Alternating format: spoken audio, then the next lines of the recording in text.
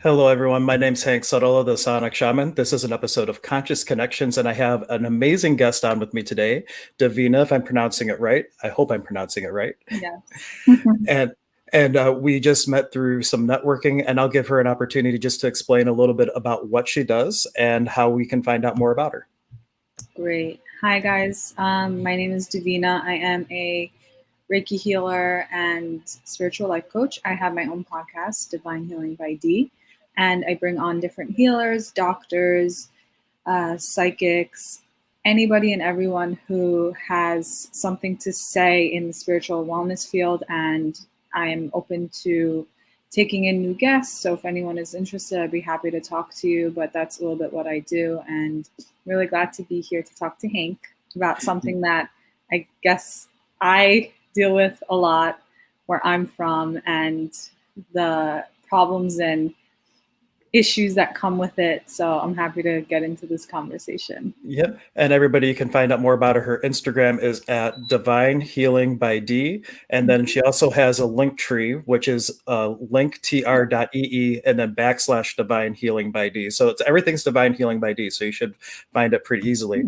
Fun. And, and, and when Davina and I were talking before we decided to for her to be on my show, and I'm going to be on her show right after this, Mhm. so we'll make sure to get you that information. I don't think yours airs live though, so maybe you have to Mine's wait. not.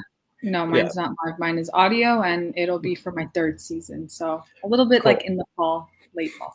Yeah. Okay, cool. So you'll have to wait a little bit for Yeah. my side of it. But we were talking a little bit, and we find that I call myself a recovering Lutheran, and I had like Mhm. a lot of trauma that occurred by the church, and a lot of my clients come in Mhm. relating to the same thing. Right. But what I discovered on this 1 12-hour stream I did with Mark Thomas, he read a Bible verse, and like half of our viewers just dropped off, and it just shows that there's such a tension between religion and people like skimming over, like getting out of the trauma and drama of it and really looking at it for the pearls of wisdom for Right. what has to help your life. What has your experience been with your clients around the same thing? So for a while, I was a little bit scared to tell people what I did or what I was planning to do. I really kept my Reiki practice within like my family members and my few trusted friends because I was afraid of being labeled as a witch or somebody evil. But the funny thing is, I learned Reiki through a very modern Orthodox woman who studied in Israel. So whenever anybody found out about what I did and they pointed fingers and said, like, do you know this is the sign of the devil? Like, this is devil work. Like, you should not do this. And, like, you shouldn't do this. I would say, well, do you know so and so? Do you know her religious level that you are pointing your fingers at me? And that kind of made them think a little bit, but at the same time, unless I think they see it and they have someone work on them, they still won't believe it. So I still have a little bit of a fear when I'm around certain people, just to be labeled like witchy or just crazy, this and that. But it is a non-denominational practice. Everyone can do it. It's not attached to any religion. And I want more people to know about that. And I want to educate people that this is a beautiful practice and it's really needed. And if more people practiced it, maybe the world would be a better place. Yeah, in fact, like Reiki, like in the schools in Japan, it's really intended as a process of just refinement. Inner work healing is like a side effect, but it's really about Exactly. like going within and being able to touch that God self within. Have you had clients come that you've been able to help step out of their space of like religious paralyzation and Yeah, be open to it? especially men. I found that with men a lot that they'll come in and say, like, this is bullshit. This is like, what is this? This is crap. Like, even my own father, he was first really just, who does this? What does this mean? You can help somebody by just moving your hands around. And then one time we had guests over, his best friend. So his best friend, like an uncle to me, his sister is a shaman. And he always talks to my dad about these things. He always tries to open him up to it. And he brought his cousin who we had never met before ever. And he's telling her that, oh, hey, Davina does Reiki. She goes, oh my God, work on me. Obviously, very, very open to it, just like his sister. And uh, I start working on her. Never met her in my life. And I think it was her like shoulder. I start working on her shoulder, and I saw the scene of what happened, the injury to the shoulder, and I said it out loud. And she's like, yeah, when I was 9 years old, whatever. She confirmed it. And then my dad's just standing there, and he's like, you knew that? I'm like, yeah. He goes, and then from there, my dad believes me.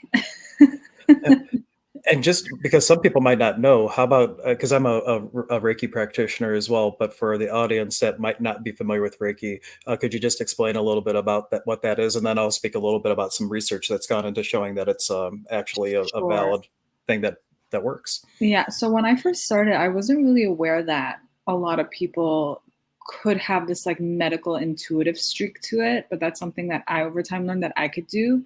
But when I spoke to other people, other Reiki practitioners, they just say, no, I just move the energy.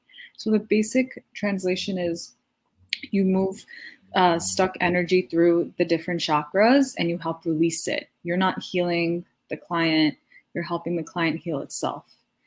And when I started to practice, I kind of strengthened that skill a little bit more. Like I knew I could feel like the energy moving. Like I knew I was doing everything I was taught to do. But at the same time, as I'm working on somebody, I'm getting these like scenes in my head, like a movie. And I wasn't really understanding. I'm like, what is going on? Like they don't look like themselves in this scene. It makes no sense. Like the time, like the setting is weird. Like where are we? So then from there, I figured that I'm also getting like past life scenes and past life memories. And after they see me and they go home and they're relaxing, I tell them you need to relax because your body just is cleansing itself. Like you're going to have some weird side effects.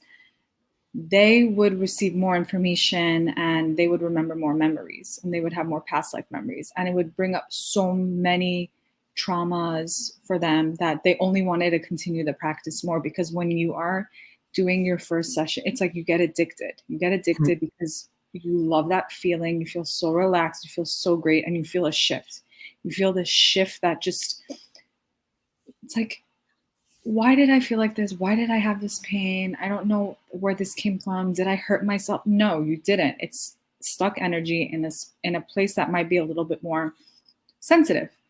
And once you release it, you're like, okay, what else can I release? There's so much more to release. Yep. And I know Ernie's watching, so good morning, Ernie. I'm bringing him up specifically because at Hi, Cleveland Ernie. Clinic, which is where I live, I know, if I remember right, he was a member of the double-blind placebo study that Cleveland Clinic did on Reiki, where they had fake practitioners and real Mm-hmm. practitioners, and they Yeah, had I've heard people this. hooked up to things. But somebody outed him, like he was at the hospital, and somebody like said, "Hey, that's Ernie. He's one of them." And like I think he got kicked out. If I'm remembering the story right, Ernie, you'll have to tell me.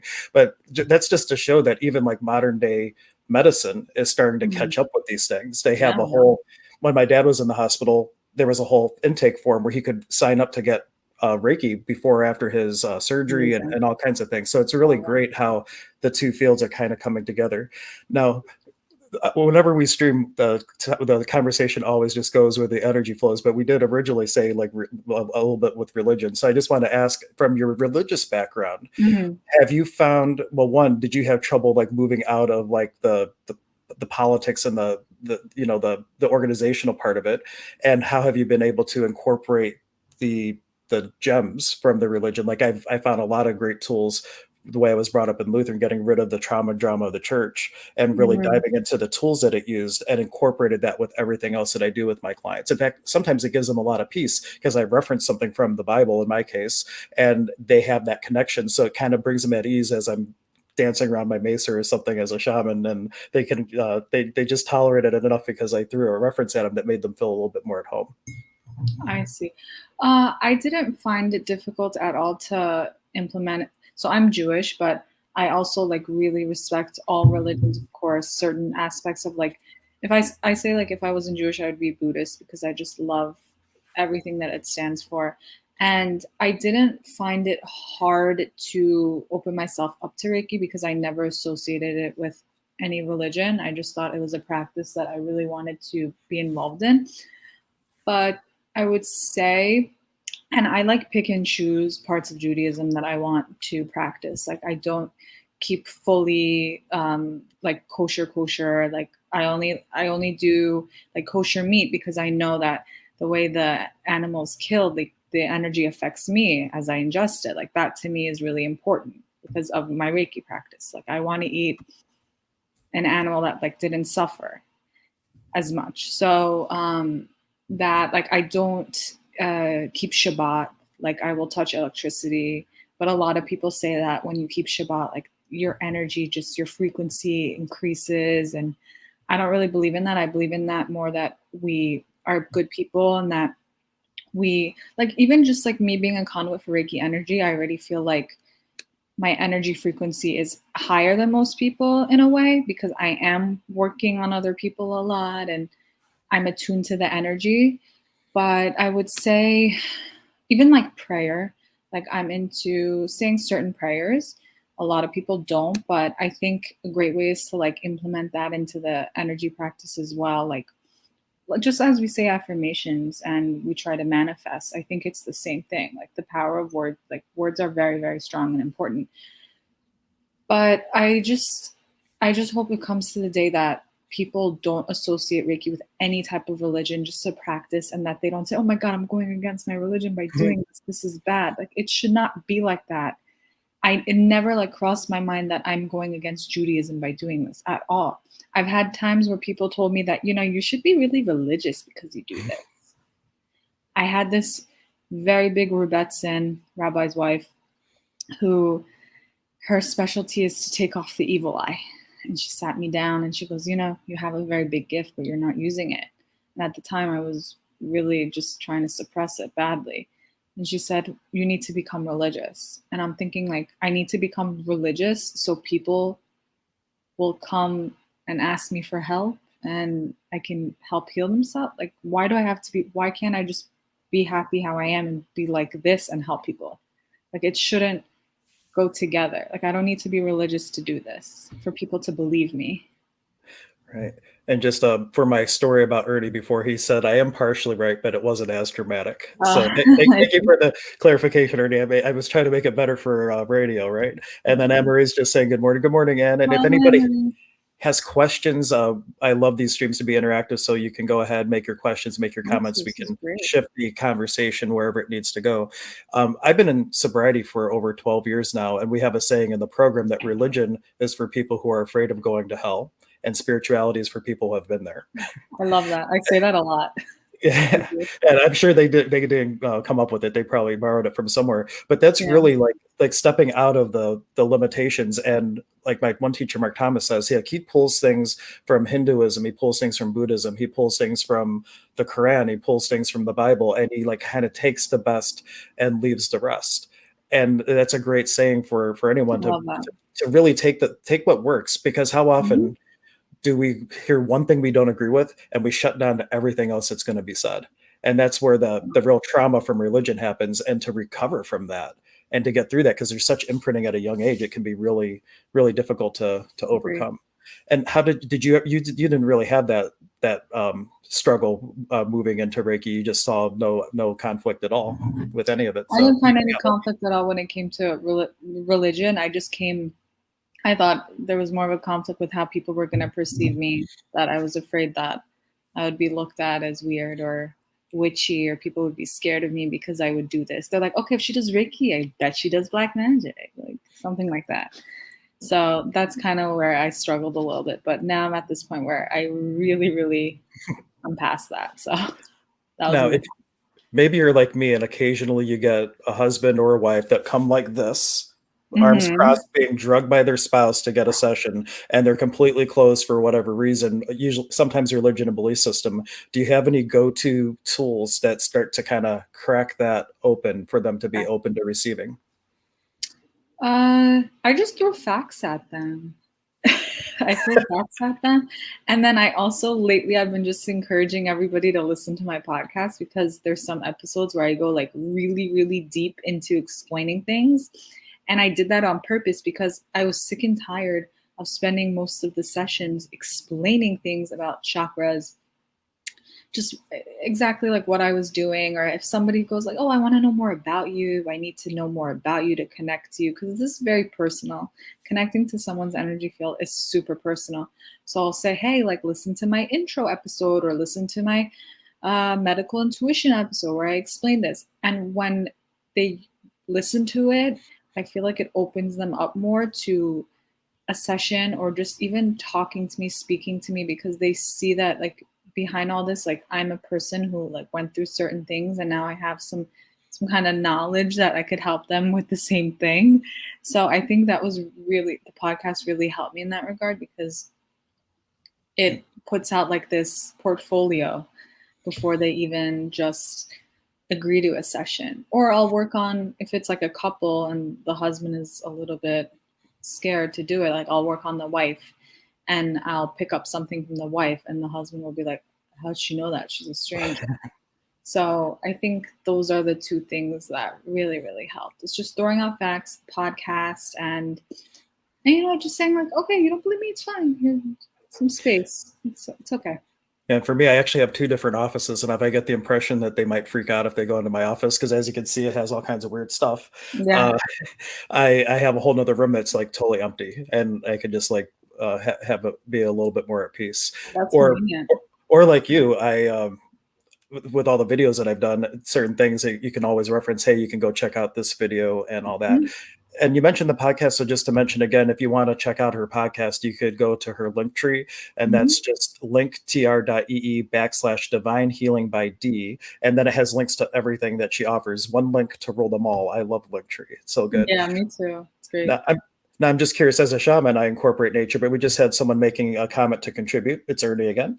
There are many ways to elevate one's frequency: Yes. diet, thinking, actions, walks in nature. Mhm. Uh, so you do the Reiki. Do you give people homework to go for Oh nature yeah. walks? Or awesome. I I'm always get. big on homework. Oh my gosh. I actually had one client not want to come back because she's like, I don't like homework, but no. Uh, Really? Well, then I just changed my wording. I'm like, well, we'll call it home play, Home and play. Okay. and- but it was actually something from the past that was sticking her because of homework. So there's like a trauma from a teacher or something. So I was just Mm, triggering a wound, there you ironically. go. Yeah. Cool. But as a reminder, if you have questions, everyone, it's a quiet group again this morning. Yesterday was really quiet too. I think it's warming up and people are getting out a little bit more, possibly, and they're not home listening. But a lot of people listen on the replay or whatnot.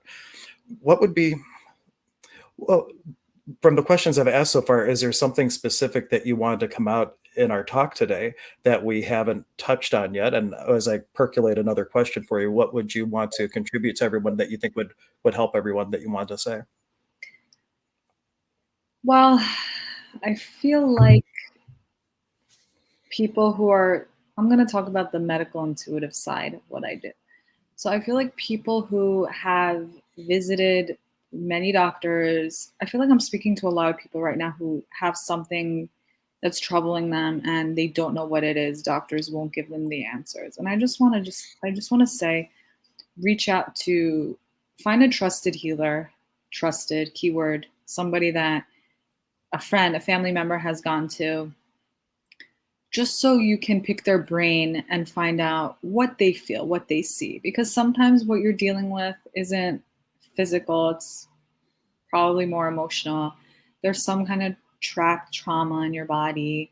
So just like be more open to speaking to healers and people who can sense that and help clear it, and probably start small with a Reiki practice. I think it's something that we should all do, especially healers themselves. Like healers have to get Reiki as well. When you're working on many people, you need to seek out life coaches. You need to seek out other healers to help you be there for other people as well, and vice versa. So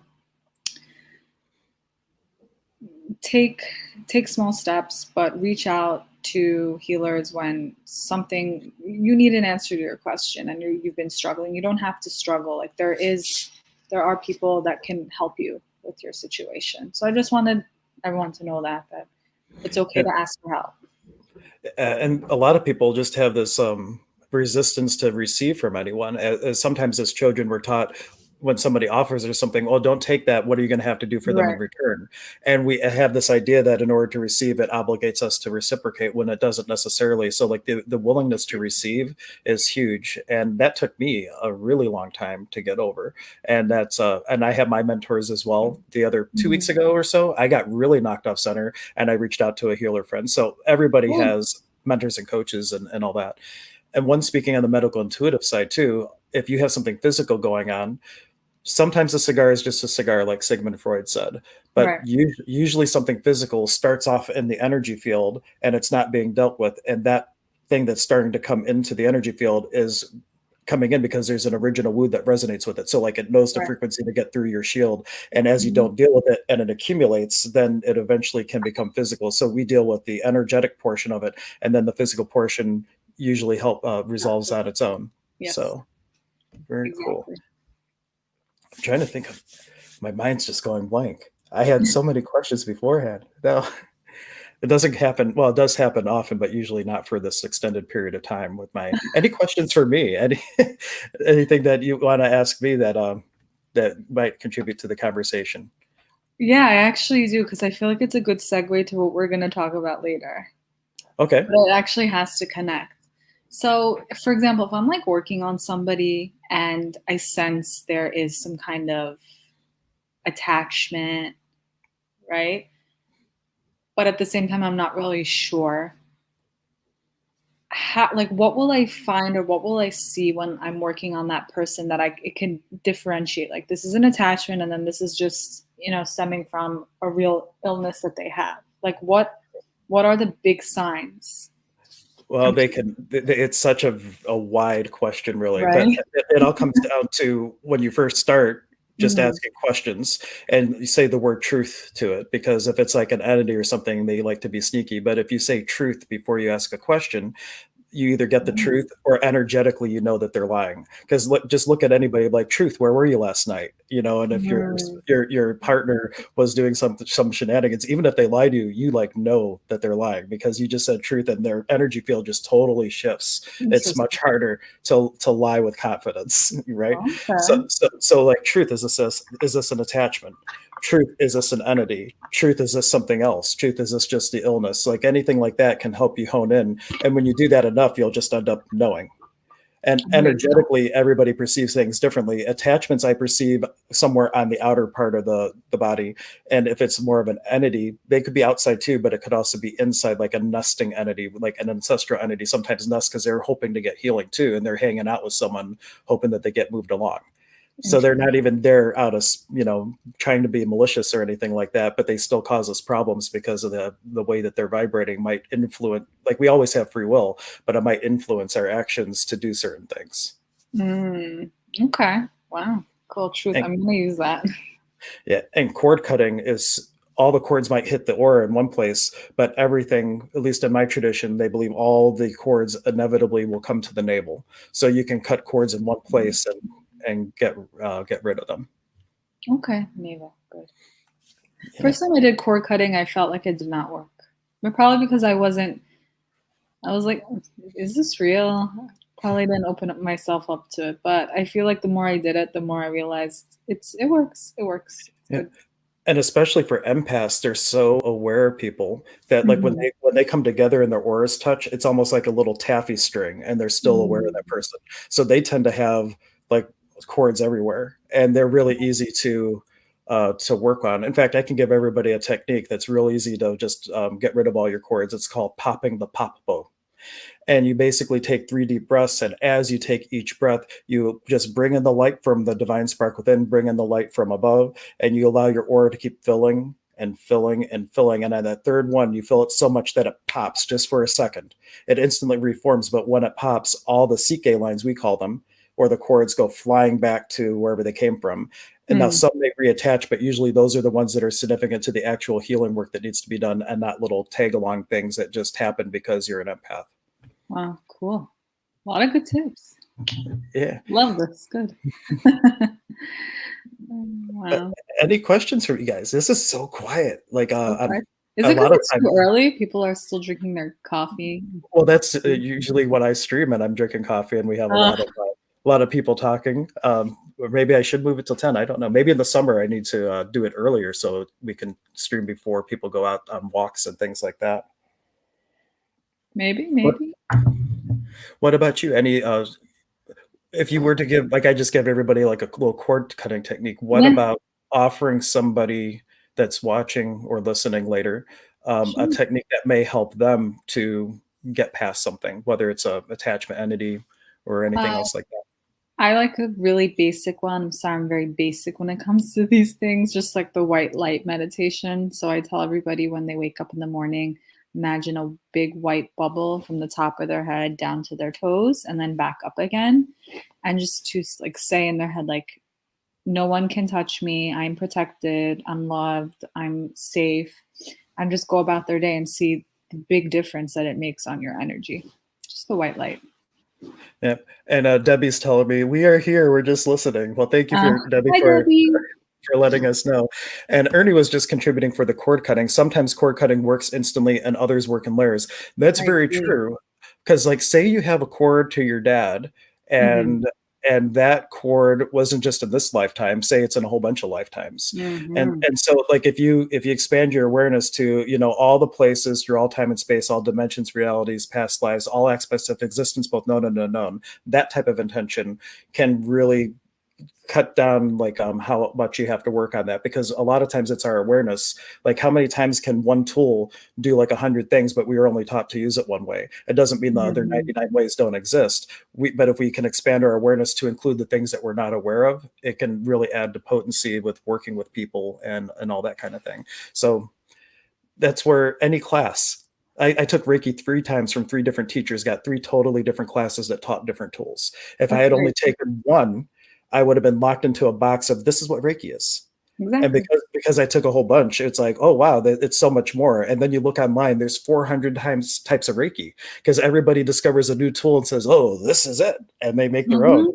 But it's all just other tools that were part of the same thing.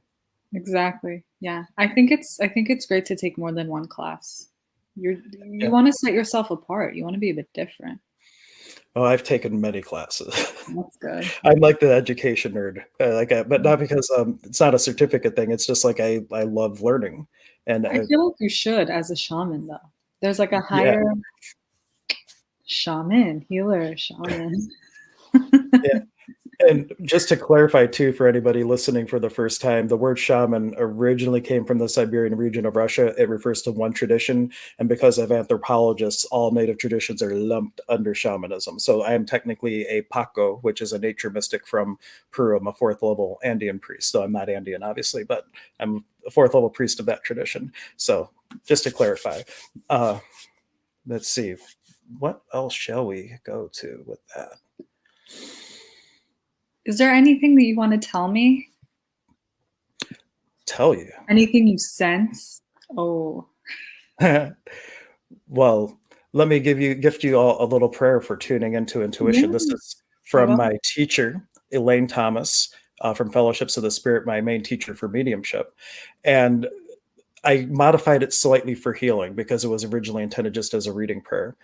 it. Oh Hmm. God, as we open the doors to communication and healing, in the unity of the Holy Spirit, the great I am presence of the universe, we give thanks for we know that the word spoken and the experience received is full of your grace, wisdom, truth, love, and understanding of the highest. Amen.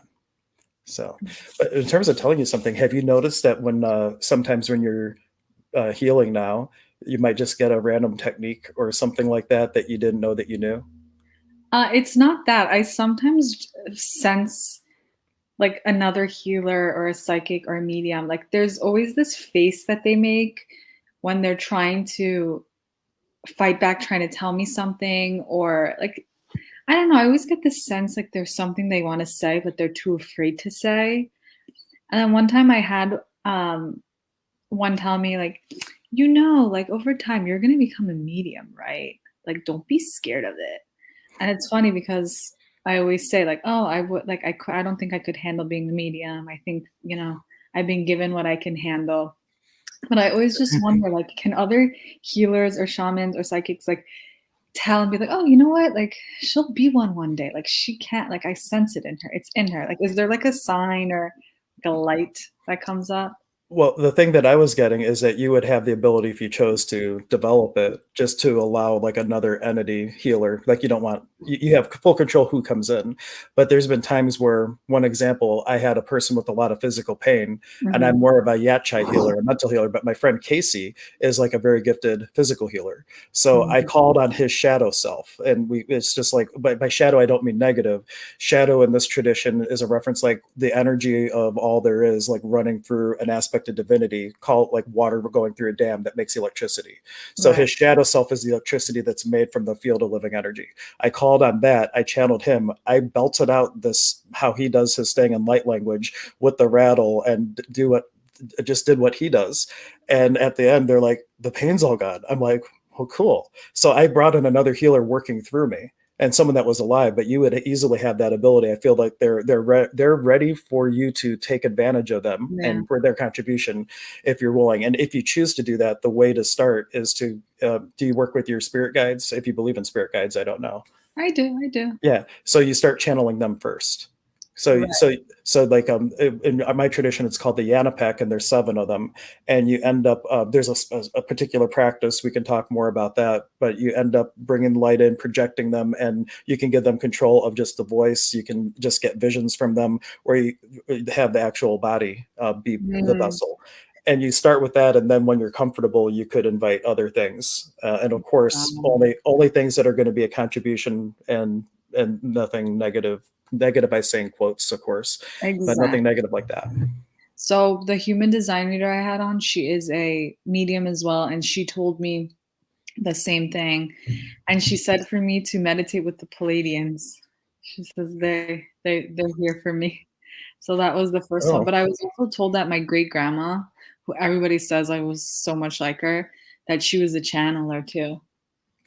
yeah. And well, the channeling is one thing. This is a step Yeah. beyond. If you, Really? yeah, Wow. this is, well, channeling is normally just bringing the spirit through and talking. Like this is, I don't want to use a word that's scary, but this would be like voluntary possession.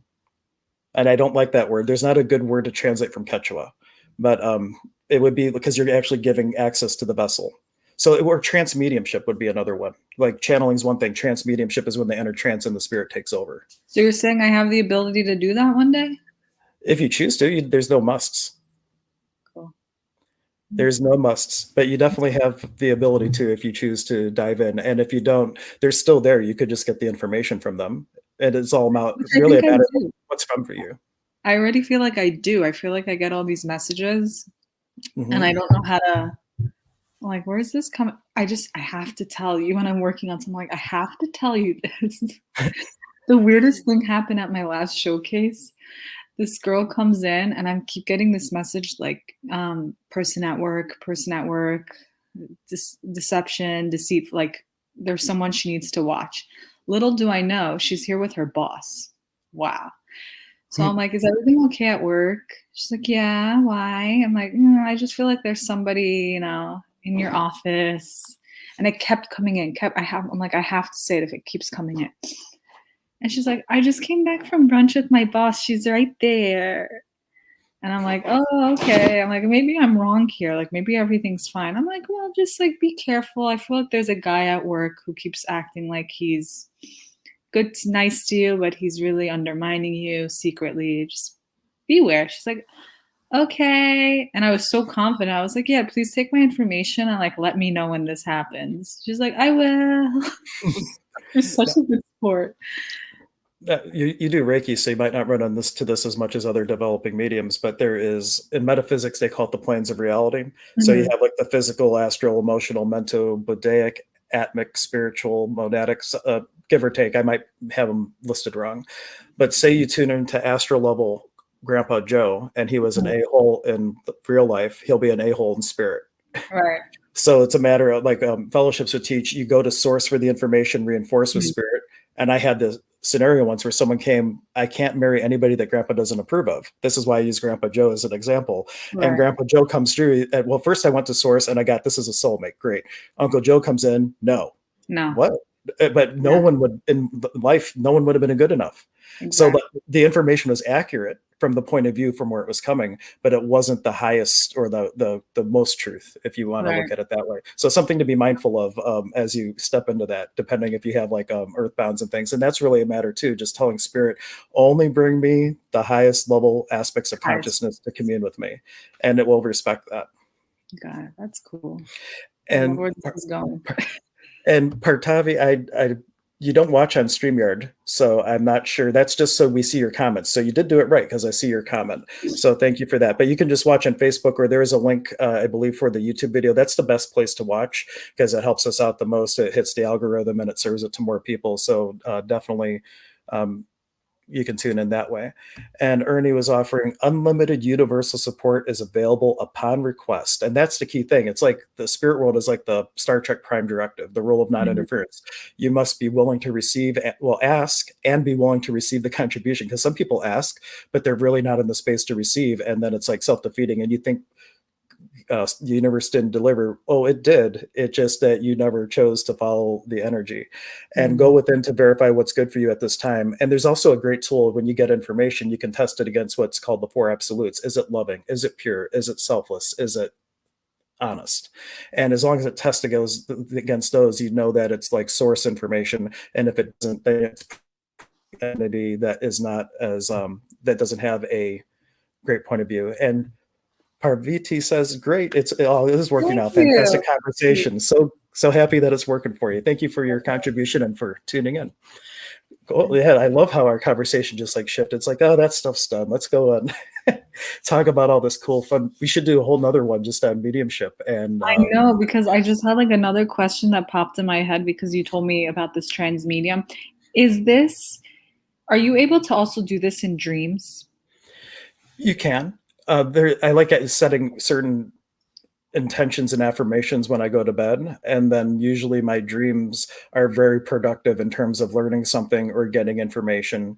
Sometimes it's just a dream for fun. And other times it's Mm. like, whoa, I just came back with this huge amount of information. The trouble for me is sometimes remembering.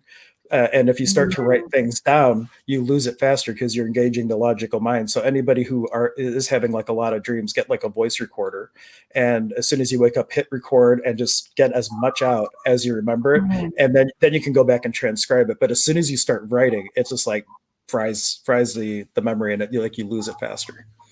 Got it, got it. Because I once had this really, really weird dream. I kept seeing a classmate of mine who had passed away. And in this dream, I'm telling him, can I come with you? Like, take me. I love you. Nothing ever romantic ever happened. We were just friends, messing. He just messed around with me all the time. He was just this like funny, rambunctious teenager. Anyway, in the dream, I'm saying, can you please take me? I love you. I want to be with you. And I woke up why was I telling him that? I woke up very scared. I happened to have that human design recording, and I told her about this, and she goes, "Well, you are in his mother's dream. You're channeling his mom. So you're actually being his mom in the dream. She keeps dreaming. She keeps wanting to say, 'Take me with you. I miss you. I love you. I want to be with you.' You're his mom." And I said, like, how's that possible? How can I go into this woman's like field and her dream? And she's like, "You're seeing that because you have to deliver a message to her. You're seeing this because she needs to hear some things from you." And she just gave me like a whole message from him. And even though I got that information, I knew that not everybody's ready to get that information, even though she told me that. But And that yeah, and it's that's weird. why with a medium, like if you have information for someone, you don't know. It's like I would never be like a who medium that just goes up to random people at the barber shop or whatever. But you can give information through stories and metaphors. If you're in line at a grocery store and a spirit comes through and there's a message for someone, and if you like to do this, you can totally. What I did personally, I set up what I call office hours, and so like Okay. once a week, I sit down for an hour and I say, okay, who's here? Who's been Oh, waiting I the love that. longest? That's smart. And if they show up any other time, I'm like, nope, nope, you got to come Monday, 8 a.m. in the morning, Office. and I'll talk to you. And so when they show up, then I'm like, okay, first, are you here for me or for someone else? Okay, you're for someone else. Do I know them? If they say no, I'm like, sorry, can't do that, go bring someone to me with money in hand, and I can do a reading for them. Good Not tip. that even not that I even advertise doing readings, because it's Exactly. like the not the big focus of my work. And then if it is someone I know, what's the message? And if I feel comfortable, I may, or I might just call someone up and just say, hey, I just want to tell you this cool story, and the story will have the message within it without saying, hey, dead so and so came through. Okay. So, and then if it's for me, then it's a whole nother, Yeah. it's more of a personalized experience. Yeah, it is. It's cool. It's a good tip. You should tell that. We should share that more with mediums. Yeah, well, it's an access consciousness technique. They have a whole subset Oh, called Talk that's to the part of it? Entities. Okay. Yeah, Good. Talk to the Entities was like the coolest class I ever took, because I was already a medium, but they introduced all these contemporary tools, and also like categories of entities, and a very easy way to clear them that aren't dramatic. But people have to receive the healing the way that they are willing to receive the healing. Some people could heal with a simple handshake, and other people need to see a shaman dancing around a mesa, spitting Florida water, and filling the room with incense. So like a shaman is a showman to get the brain in the space where it gets out of its own way to receive. Very true. Yeah, that is Cool. interesting. Okay. And everyone, last call for questions and comments. We were planning to go till about 45 minutes, or about 5 minutes till. So if you have questions, let us know. And let's see, I almost clicked on the wrong thing because someone else made a comment right when I was about to bring something else up. Parvita was just saying, oh, yes, receiving is something I had to learn. And also saying my dreams have been very intense lately. Yes to the voice recorder. And if you're having astral level dreams, something that you can do is just grid your room with like crystals or things and raise the vibration. Because one time in meditation, I thought it was in my mind's eye. I see this little girl coming up to me, and I'm thinking, I'm just imagining this. And then audibly in my ear, I hear, excuse me. And I like jumped up, and I'm like freaked out at that. And my meditation teacher's like, oh, you see, you're just in the astral level. See, all you got to do is breathe and raise a vibration. And I'm like, oh, okay. And so I did, and that all stopped. So if you're having like unsettling dreams, but depending where you're going, do something to increase the vibration so you're taking yourself out of any astral things. And let's see. And we have Mary Lee just saying cool information. And do Thanks, you do Lee. anything with dream interpretation at all? So I took a few classes actually in college about its symbolism. And I like to say I'm like, an amateur dream interpreter, but I am Okay. like the person in the family that everybody calls and have a crazy dream. Interpret this, interpret this. So I think I'm pretty good at doing them. So Yeah. I think it's really fun. I think it really it's like a fun skill to have. Okay. Well, then I'm putting up this comment because she's giving a lot of symbolism. I don't know if we'll have anything to say to it, so no promises. But she said she has lots of hallways and rooms, primarily in the foundation. But just yesterday, I was in the attic. A bright light came in, and then it exploded. I can feel deep healing happening. That's very well. I think you kind of interpreted your own. You weren't Kind of asking for interpretation, but it sounds like you let the light come in from the crown, and it's like going through and starting to clear did. things out. Very Yes. cool. Very cool. Cool. And so just a reminder, and then I'm going to ask for like final thoughts, or if there's more comments, we'll bring those up too. But the way to connect with Davina is you can do it on Instagram at Divine Mhm. Healing by D, or her Linktree, and Linktree is linktr.ee, is Divine Healing by D as well. If you had to just leave everybody with one thought or inspiration as we end our broadcast here, what would it be? Uh, No pressure. no pressure. The feelings. There's this quote. What's that quote that I love? Feelings are visitors. Like let them in for tea, but don't let them in for. Oh my God, why am I? It's like the feelings that we have. Just acknowledge them, but don't let them in for tea. So they're not always permanent. Oh my God, Yeah. I'm blanking. Well, and going through the same thing, feelings, or when you're aware of feelings, also be aware that most of the things that you're aware of, if you're an empath, might not even be yours. Exactly. And Oh, so being the hollow bone is super key. And then the other thing to go with that is don't label your feelings. don't label them. There's That's good. yeah, you're in empath world, they have the saying, if you name it, you claim it. And Oh, what you might be sensing as anger from somebody, what if for them that's potency, and you're misidentifying it as anger because you're comparing to past data. So now once you say, oh, they're angry, guess what? You've owned it because you've labeled it. And so it's real important. Everything you're aware of, your best friend in the world that's an interesting point of view. That's Yeah. interesting. And you stay out of that trap of polarity. And Ernie's just saying, thank you. You're so welcome, Ernie. Thanks for tuning in almost every day. I think maybe every day Ernie's tuning in whenever we're doing a stream. And we got one last minute comment. Shiva. Oh, I've been working with Shiva a lot. I just started doing Shiva chants during my sound concerts.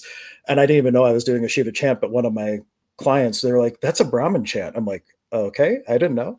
But Shiva and I started making a colloidal silver and found it to be incredible energetic cleaner. I'm curious on your thoughts on it. Colloidal silver, I'm not sure on the energetic part of it, but it is a great way to like fend off any illnesses. Like back in the day, doctors would take that even to not get whatever they were working on with patients and things. And then we kind of lost that because all the home remedies became old wives' tales, and now we're finding out, oh, there was value to those, but the medical community kind of downplayed it. Any thoughts on colloidal silver?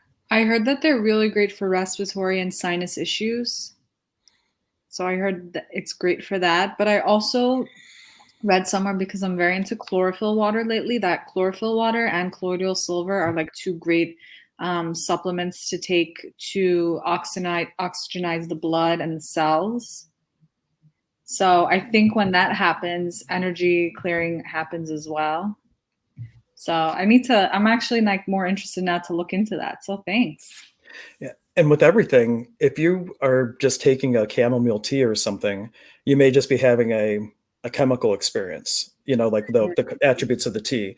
In the world of shamanism, we believe everything is alive, everything's part of the animated essence. And if you can connect with the spirit of that tea, you can now not just have the physical and chemical experience, but you could have a whole experience. Like I'm doing a master cleanse right now. I haven't had physical food since Ash Wednesday. I didn't even know it was Ash Wednesday. It just coincidentally started. And this time around, when I make my juice, I'm going through this whole ritual just like a Kintu and saying, your job is to clear my body, my being, and all that I am of anything holding me back from stepping into my totality of me. Good for you. And, How are you eating? How are you talking? no, Eating. you get caloric intake from this lemonade that you make. It's like maple syrup, lemon juice, cayenne pepper, and spring water. So you do like 64 ounces of that a day. Though some days I've been told just do a straight fast today. So I just have been following my body's guidance on that. And you do a laxative tea at night and a 32-ounce saltwater flush in the morning. And so like I've already dropped 20 pounds, which is a lot for this cleanse. Like usually you don't lose that much weight, but I think it's because I'm congruent with doing it. My body knew it was coming and it just knows this is my chance to dump, and it's just getting rid of everything. You had 20 pounds to lose? No, I've lost over 20 pounds already since Ash Wow. Wednesday. But normally we lose a pound a day. And so I'm losing a lot more. But I really feel that it's just because my body knew it was coming. It wasn't expecting food, so it knows it doesn't have to retain.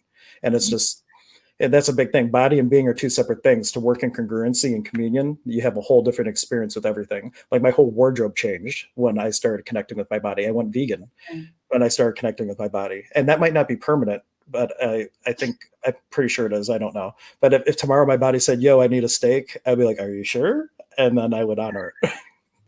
That's funny. Cool. So cool. Well, everyone, thank you so much for tuning in. You can catch all the past episodes, all my content for all my podcasts on my website, which is just my name, hanksutala.com. And you can find out all about my new programs and all that good stuff. So hopefully you will check that out, and we will see you next time. You have a good day, everyone.